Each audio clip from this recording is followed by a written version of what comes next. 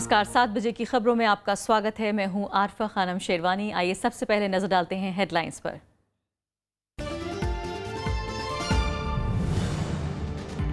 सीमा पर बीएसएफ की जवाबी कार्रवाई में अब तक 15 पाकिस्तानी रेंजर्स ढेर, 2 भारतीय नागरिकों की भी मौत। महबूबा मुफ्ती ने कहा, शांति के लिए आगे आए पाकिस्तान।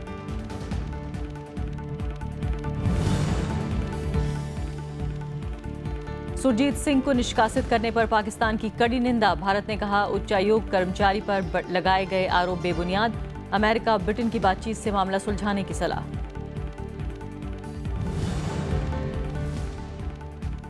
जजों की नियुक्ति में देरी पर सुप्रीम कोर्ट की केंद्र को फटकार। कहा, कर्नाटक हाई कोर्ट के कमरों में लगे ताले संस्था को कमजोर करने पर उठाए सवाल।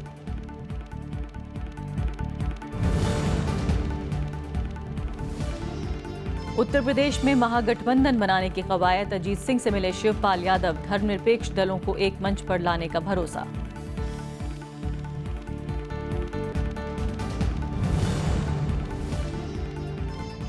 और टाटा विवाद में सुब्रमण्यम स्वामी की प्रधानमंत्री को चिट्ठी। रतन टाटा के खिलाफ जांच के लिए एसआईटी की मांग। कॉरपोरेट मामलों के राज्य मंत्री ने कहा, मामले पर सरकार की नजर।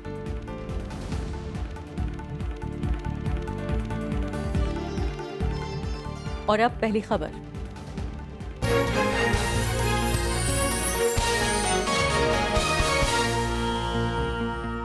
हाईकोर्ट में जजों की नियुक्ति में देरी को लेकर सरकार के ढीले रुख पर सुप्रीम कोर्ट ने नाराजगी जाहिर की है। अदालत ने कहा कि जजों की कमी की वजह से कर्नाटक हाई कोर्ट के कमरों में ताले लग गए हैं। सुप्रीम कोर्ट ने अपनी तरफ से भेजे गए नामों के मंजूर नहीं होने पर सरकार से सफाई भी मांगी है। अदालत ने यह भी कहा है कि सरकार न्यायपालिका के साथ टकराव की स्थिति पैदा कर रही है। सुप्रीम कोर्ट ने कॉलेजियम की सिफारिश के बावजूद जजों की नियुक्ति नहीं करने के लिए केंद्र सरकार को कड़ी फटकार लगाई है। चीफ जस्टिस टीएस ठाकुर की अध्यक्षता वाली पीठ ने केंद्र सरकार से कहा कि जजों की नियुक्ति में किसी तरह का गतिरोध नहीं होना चाहिए। पीठ ने कहा कि जजों की कमी की वजह से अदालतों के कमरे बंद पड़े हैं। क्या आप न्यायपालिका को ताला लगाना चाहते हैं? केंद्र सरकार पूरे संस्थान के काम को ठप नहीं कर सकती। Entire justice delivery system is getting paralyzed. That's what the Chief Justice said. That how can the government sit over the names? To which the Attorney General said that, well, the memorandum of procedure has not been finalized. So the Chief Justice has said that that should not come in the way of making the appointments right now according to the old procedure. Chief justice Thakur ने Allahabad high court के जजों की सूची के बारे में भी सवाल पूछा। केंद्र की तरफ से पेश अटॉर्नी जनरल मुकुल रोहतगी ने कहा, इस सूची में कई नाम हैं जो सही नहीं हैं। उन्होंने ये भी कहा कि सरकार मेमोरेंडम ऑफ प्रोसीजर तैयार कर रही है। इस पर अदालत ने कहा कि न्यायपालिका में चल रही नियुक्ति प्रक्रिया का मेमोरेंडम ऑफ प्रोसीजर के पूरा होने से कोई लेना देना नहीं। Time and again pinpointing the center, I don't think that it is fair. Certainly it will take some time because we have to deliberate with the state governments, we have to deliberate with the other constitutional authorities and all that. Congress ने सरकार के रुख की आलोचना करते हुए इसे गंभीर मामला बताया है। बहाना बनाया गया है कि मेमोरेंडम ऑफ प्रोसीजर एमओपी पे जब तक हमारी यानी सरकार की बात नहीं मानोगे तब तक हम इन नियुक्तियों को नहीं होने देंगे। इसका सिर्फ परिभाषा में डिक्शनरी में एक ही शब्द है, ब्लैकमेल। पिछली सुनवाई के दौरान सुप्रीम कोर्ट ने कहा था कि अदालत को न्यायिक आदेश के जरिए इस गतिरोध को दूर करने पर मजबूर न किया जाए। कोर्ट ने कहा था कि कॉलेजियम ने फरवरी में हाई कोर्ट में जजों की नियुक्ति के लिए 75 लोगों की सूची भेजी थी, लेकिन केंद्र ने अब तक इस पर कुछ नहीं किया। इस मामले की अगली सुनवाई 11 नवंबर को होगी। उच्च न्यायपालिका में न्यायाधीशों की नियुक्ति को लेकर हो रहे विवाद को सुलझाने के लिए केंद्र और सुप्रीम कोर्ट लगातार प्रयास कर रहे हैं। उम्मीद है कि जल्दी ही इस मामले का निपटारा हो जाएगा और खाली पड़े पदों को जल्द ही भर दिया जाएगा, जिससे कि करोड़ों लंबित मामलों को निपटा दिया जाएगा और उन लोगों को राहत मिलेगी जो लंबे अरसे से न्याय का इंतजार कर रहे हैं। कैमरामैन जितेंद्र के साथ दिल्ली से रविंद्र सिंह शोराण, राज्यसभा टीवी। हमारे साथ इस मुद्दे पर ज्यादा चर्चा करने के लिए खास मेहमान केटीएस तुलसी मौजूद हैं। सीनियर एडवोकेट हैं, सुप्रीम कोर्ट में मेंबर हैं, राज्यसभा में। उनसे बातचीत करते हैं। फिलहाल तुलसी जी, सबसे पहले ये बताइए कि भारत एक ऐसा देश है जहां पे अदालतों के ऊपर, जजों के ऊपर इतना भार है। आम आदमी को न्याय के लिए जो है मीलों चलना पड़ता है, उसके बावजूद भी न्याय उससे दूर रहता है। ऐसे में जिस तरह से चीफ जस्टिस ने अब बात की है और जितने सख्त अल्फाज उन्होंने इस्तेमाल किए हैं, क्या आपको लगता है कि वाकई स्थिति इतनी गंभीर, इतनी अलार्मिंग है जिसकी तरफ अब जोर डाला गया है चीफ जस्टिस के जरिए?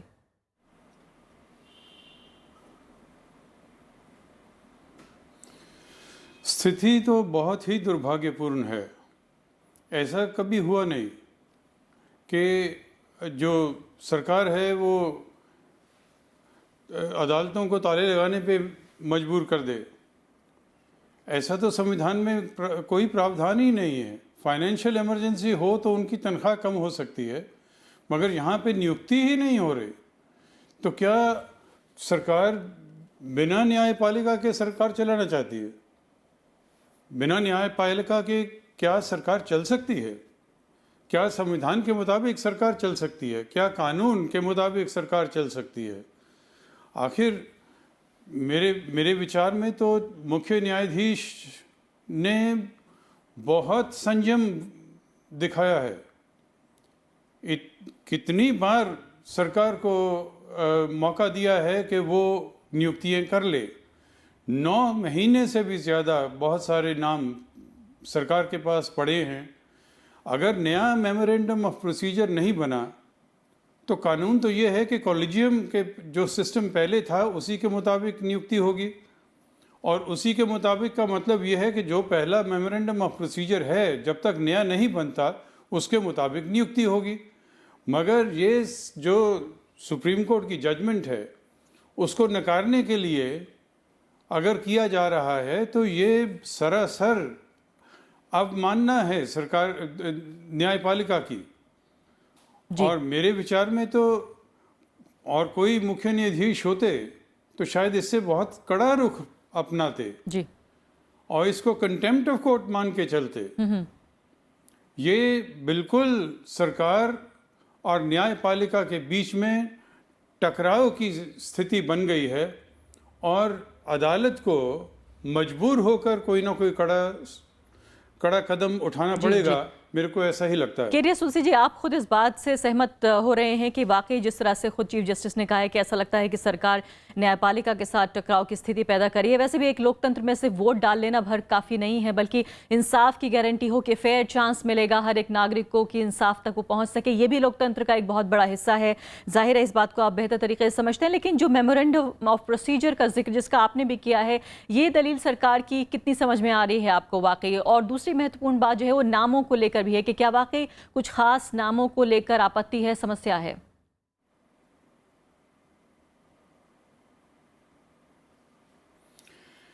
जो पहला मेमोरेंडम ऑफ प्रोसीजर है और जो कॉलेजियम सिस्टम 20 साल से 25 साल से चल रहा है उसके मुताबिक तो सरकार बाध्य है। जो नाम भेजे गए हैं कॉलेजियम द्वारा और कॉलेजियम ने उनको सोच समझ के भेजा है, सभी प्रतिक्रिया पूरी करने के बाद भेजा है। और पहले जो कानून मंत्री हैं और जो सरकारें हैं वो हमेशा अपने आप को बाध्य समझती रही हैं, क्योंकि जो भी इंटरप्रिटेशन संविधान की सुप्रीम कोर्ट ने दी उससे तो सारा देश उससे बाउंड है, उसके खिलाफ नहीं जा सकते। तो जब तक वो कानून है, जब तक कॉलेजियम के सिस्टम से ही नियुक्तियां होनी हैं और नया मेमोरेंडम ऑफ प्रोसीजर नहीं बना है, तो जिस तरह से पहले नियुक्तियां हो रही थी 20 साल से 25 साल से, उसी तरह से सरकार को नियुक्तियां करनी पड़ेंगी। लेकिन तुलसी जी, ये भी जानना चाहती हूँ आपसे, नियुक्तियां कर देनी चाहिए थी। मैं बहुत संक्षेप में आपसे ये भी जानना चाहती हूँ कि न्यायपालिका के पास अब क्या विकल्प है? अगर वाकई सरकार टस से मस नहीं होती है और नहीं फैसला करती है नामों पर, तो क्या विकल्प रहेगा न्यायपालिका के पास? तो सरासर जब टकराव होगा, अगर उसके ऊपर न्यायपालिका मेरे विचार में तो एक समय बांध देगी, समय सीमा लगाएगी कि 10 दिन के अंदर अपॉइंटमेंट की जाए, और अगर नहीं की जाती हैं तो फिर उसको कंटेम्प्ट माना ठीक जाएगा, है। और कंटेम्प्ट ऑफ कोर्ट की प्रतिक्रिया हो सकती है, जी। किसी के खिलाफ भी हो सकती है। ठीक है, बहुत बहुत शुक्रिया KTS तुलसी जी इस चर्चा में भाग लेने के लिए आपका। फिलहाल ये थी हमारी पहली खबर, एक छोटा सा ब्रेक।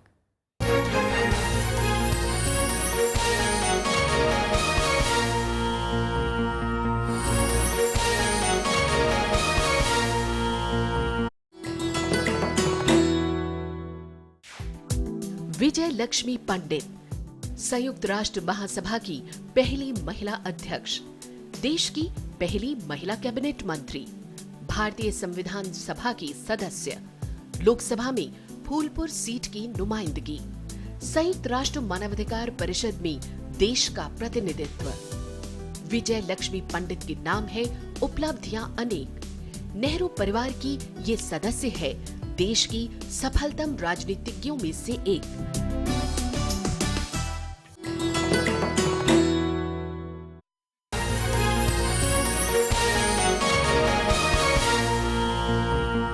BSF ने कहा है कि पाकिस्तान से हो रही फायरिंग के जवाब में 15 पाकिस्तानी रेंजर्स मारे गए हैं। बीती रात पाकिस्तान ने सीमा और नियंत्रण रेखा पर भीषण गोलीबारी की। इसमें 2 नागरिकों की मौत हो गई और एक लड़की घायल भी हो गई।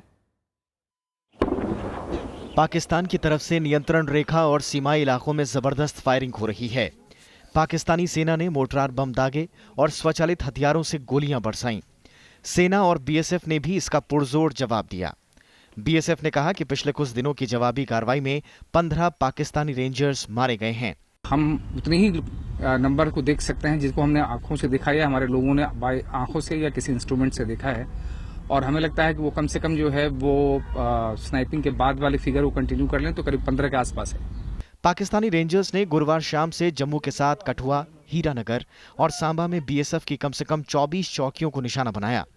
रेंजर्स के निशाने पर सीमाई गांव भी थे और गोलीबारी का असर इन पर भी दिखा। लोग घर छोड़कर सुरक्षित स्थानों पर जा रहे हैं और जो गांव में रुके हुए हैं वो बंकरों में जिंदगी गुजार रहे हैं। बहुत ज्यादा हुई इधर फायर। इतनी फायर हुई कि बच्चे भी डर रहे थे।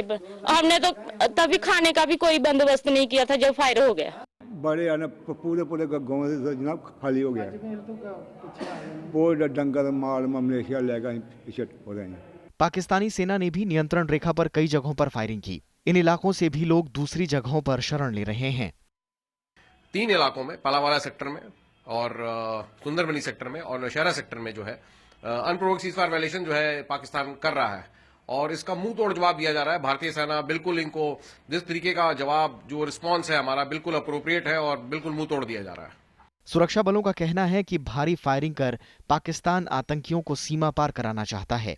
BSF और सेना ने गुरुवार को घुसपैठ की 3 कोशिशें नाकाम कर दी थीं। सर्जिकल स्ट्राइक के बाद पाकिस्तान की फायरिंग में सुरक्षा बलों के 4 जवान शहीद हुए हैं, 34 से ज्यादा नागरिक घायल हुए हैं, जबकि BSF ने 21 अक्टूबर को 7 पाक रेंजर्स को मारने की बात कही थी। वहीं 25 अक्टूबर को पाकिस्तानी सेना के 2 से 3 जवान हताहत हुए थे। Bureau report, Rajya Sabha TV. Jammu Kashmir की मुख्यमंत्री महबूबा मुफ्ती ने आरोप लगाया है कि अलगाववादी बच्चों को ढाल की तरह इस्तेमाल कर रहे हैं। उन्होंने कहा कि कश्मीर मसला हल करने के लिए पाकिस्तान को आगे आना चाहिए। वहीं कश्मीर घाटी में शांति बनी हुई है। हालांकि आज श्रीनगर के कई इलाकों में कर्फ्यू लगाया गया। राजधानी श्रीनगर के 6 इलाकों में शुक्रवार को एहतियातन कर्फ्यू लगा दिया गया। अलगाववादियों के मार्च को देखते हुए ये फैसला लिया गया। घाटी में आवाजाही पर कोई पाबंदी नहीं है, लेकिन धारा 144 लागू है। अलगाववादियों की हड़ताल के चलते जनजीवन ठप रहा। दुकानें, पेट्रोल पंप और स्कूल बंद हैं। उधमपुर पहुंची मुख्यमंत्री महबूबा मुफ्ती ने अशांति के लिए अलगाववादियों को जिम्मेदार ठहराया। आप ये अनपढ़ बच्चों की एक कौम तैयार करना चाहते हैं पत्थर मारने के लिए, और वो भी पत्थर मारने के लिए नहीं बल्कि पत्थर ऐसे मारने के लिए कि खुदा ना खास्ता उनकी अपनी जान चली जाए। मुख्यमंत्री ने भारत और पाकिस्तान के बीच सभी मुद्दों को सुलझाने पर जोर दिया और कहा कि इसके लिए पाकिस्तान को पहल करनी होगी।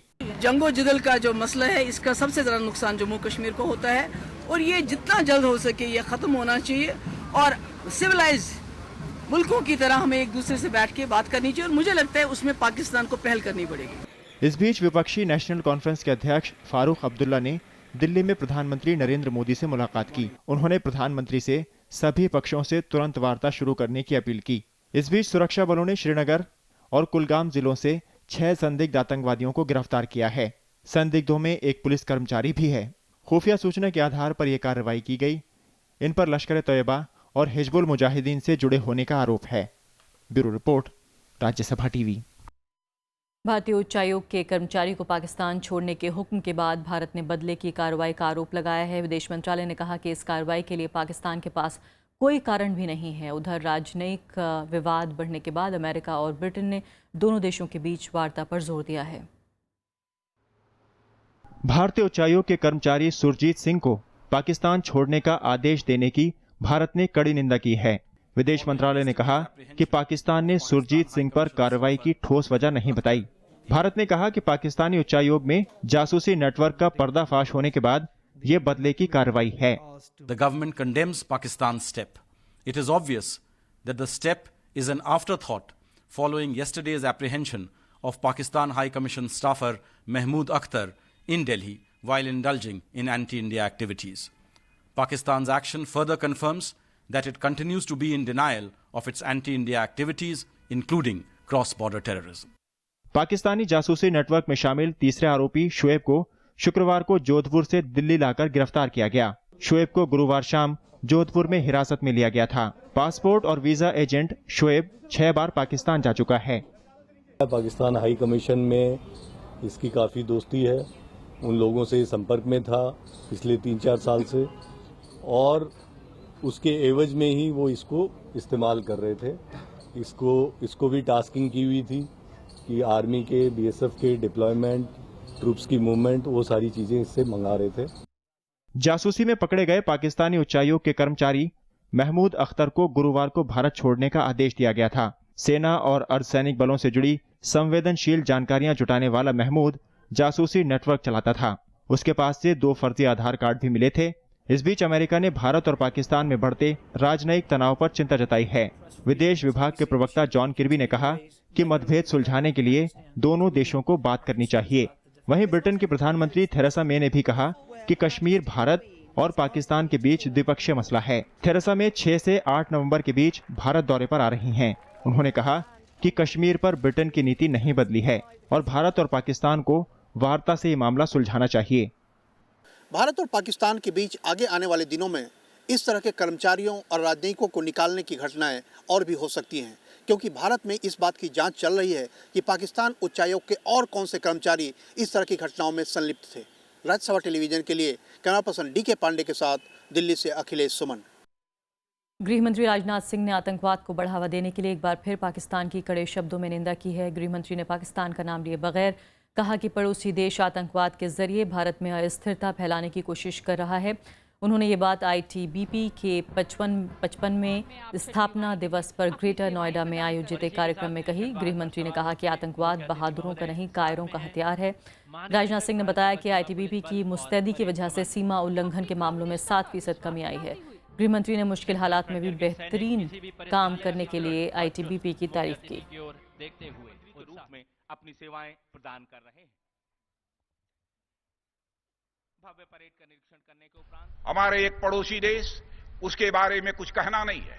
बराबर उसकी यह कोशिश रहती है कि आतंकवाद का सहारा लेकर वह अपनी बात भारत से मनवाना चाहता है। और मैं यह मानता हूं कि सचमुच यह आतंकवाद यह बहादुरों का, वीरों का हथियार नहीं होता है, बल्कि यह कायरों का हथियार होता है आतंकवाद।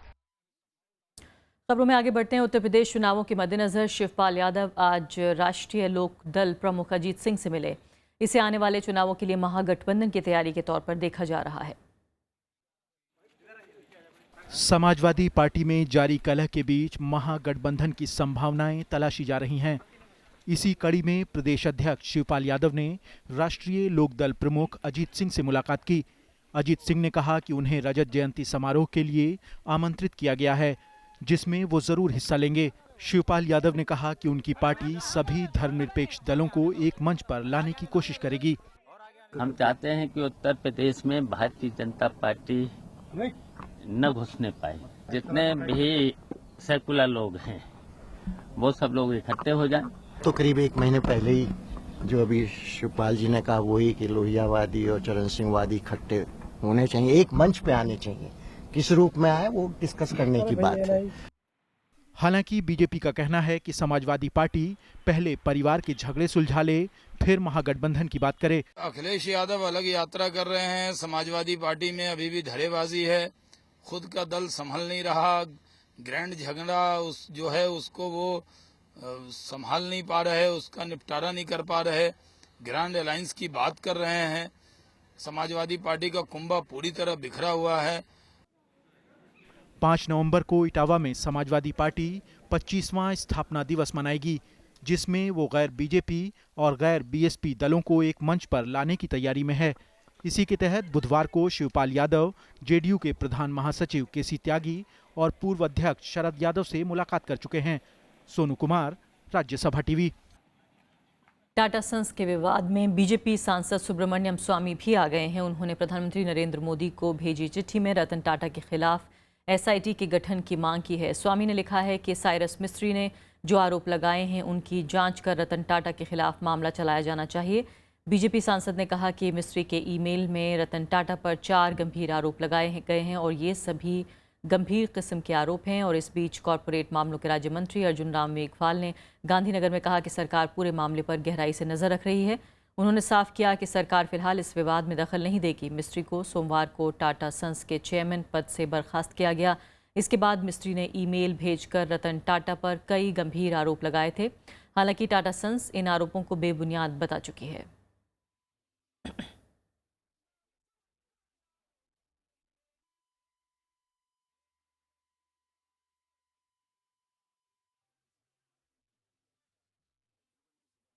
केंद्रीय सूचना आयोग ने प्रधानमंत्री कार्यालय से प्रधानमंत्री नरेंद्र मोदी की विदेश यात्राओं का ब्यौरा मांगा है। आरटीआई आवेदक लोकेश बत्रा ने प्रधानमंत्री और पूर्व प्रधानमंत्रियों की विदेश यात्राओं की जानकारी मांगी थी, लेकिन पीएमओ और विदेश मंत्रालय ने सुरक्षा वजहों से जानकारी देने से इनकार कर दिया था। मुख्य सूचना आयुक्त आर.के. माथुर ने पीएमओ को ये पता लगाने के लिए कहा है कि क्या वास्तव में इन फाइलों में सुरक्षा से जुड़ी जानकारियां हैं, जिसके आधार पर सूचना देने से इनकार किया गया है। Delhi Noida flyway toll free रहेगा। सुप्रीम कोर्ट ने इलाहाबाद हाई कोर्ट के फैसले पर रोक लगाने से इनकार कर दिया है। हाई कोर्ट के फैसले के खिलाफ नोएडा टोल ब्रिज कंपनी शीर्ष अदालत गई थी। सुप्रीम कोर्ट ने कहा कि वो कोई भी फैसला टोल वसूली के आंकड़ों को देखने के बाद ही होगा। कोर्ट ने कहा कि ये जानना चाहता है कि फ्लाईवे बनाने पर कितना खर्च आया और कंपनी ने अब तक कितनी वसूली की है। दिल्ली को नोएडा से जोड़ने वाला ये फ्लाईवे 9.2 किलोमीटर लंबा और 8 लेन का है। Federation of Noida resident welfare association ने टोल वसूली को चुनौती दी थी। बुधवार को हाई कोर्ट ने टोल वसूली पर रोक लगा दी थी। सर्दी शुरू होने से पहले ही राजधानी दिल्ली प्रदूषण की चादर से ढक गई है। हालात इस कदर बिगड़ते जा रहे हैं कि प्रदूषण सामान्य से 10 गुना खतरनाक स्तर पर पहुंच गया है। जानकारों के मुताबिक दिवाली के समय प्रदूषण और भी बढ़ सकता है। मौसम बदल रहा है तो प्रदूषण भी खतरनाक रूप अख्तियार कर रहा है। दिल्ली के आनंद विहार पर PM 2.5 का स्तर 584 तक पहुंच गया है, जबकि सामान्य स्तर 60 है। आर.के. पुरम में PM 2.5 का स्तर 466, मंदिर मार्ग में PM 2.5 का स्तर 343 तक पहुंच गया है। यानी हर जगह पर प्रदूषण का स्तर सामान्य से कई गुना ज्यादा है। देखिए, विंटर सीजन में दिल्ली का पोल्यूशन लेवल्स एकदम से बढ़ जाता है, क्योंकि विंड स्पीड्स कम हो जाती हैं। जो प्लानिटरी बाउंड्री लेयर है वो नीचे आ जाती है, जो पोल्यूशन आपका डिस्पर्स नहीं हो पाता है और अकोमुलेट होने लग जाता है दिल्ली रीजन में। क्योंकि सोर्सेज यहाँ पहले से ही मौजूद हैं और बाहर का कंट्रीब्यूशन दिल्ली की तरफ आता है, तो विंटर्स में आपको ज़्यादा पोल्यूशन देखने की उम्मीदें बढ़ जाती हैं। दिवाली नजदीक है तो ऐसे में पटाखों के चलते भी प्रदूषण बढ़ने की आशंका है। प्रदूषण को लेकर दिल्ली सरकार के मंत्रियों की कमेटी की बैठक शुक्रवार को हुई।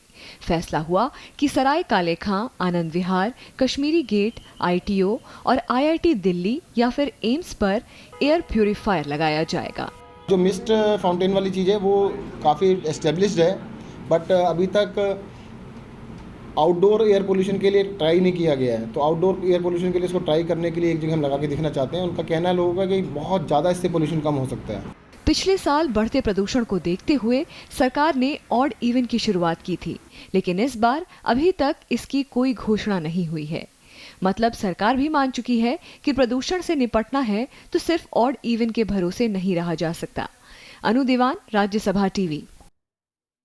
राज्यसभा सचिवालय की फुटबॉल टीम ने आज अंतर मंत्रालय टूर्नामेंट में जीत हासिल की है। दिल्ली में हुए टूर्नामेंट में कई विभागों की टीमों ने हिस्सा लिया था।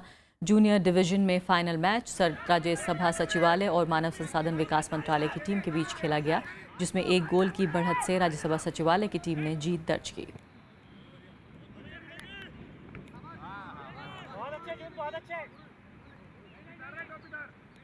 इसी के साथ अभी के लिए इतना ही। नमस्कार।